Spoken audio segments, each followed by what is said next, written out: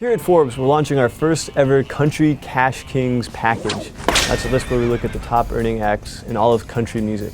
We've been doing that for hip hop for many years now, when we started with electronic music last year. But believe it or not, the top earner in country earns more than the top act in hip hop or electronic music.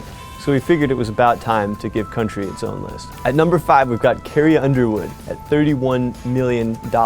She made a ton of money on her new album, which went platinum, and she did over 100 tour dates in our scoring period. Next up at number 4, we've got MCGRAW at $33 million.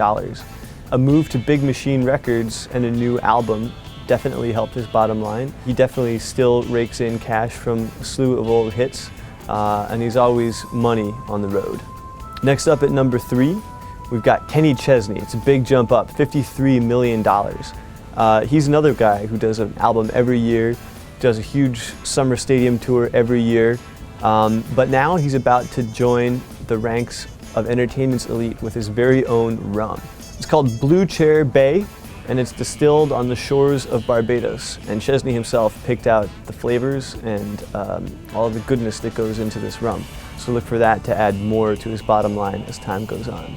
Moving up to number 2, we've got Taylor Swift at $55 million. Now a lot of people might consider her more of a pop act, and indeed she probably is at this point, but her Nashville connections are undeniable. She's also on Big Machine Records, and she really got her start as a country singer-songwriter. Taylor Swift also pads her coffers with endorsements for the likes of Diet Coke, Sony, and CoverGirl.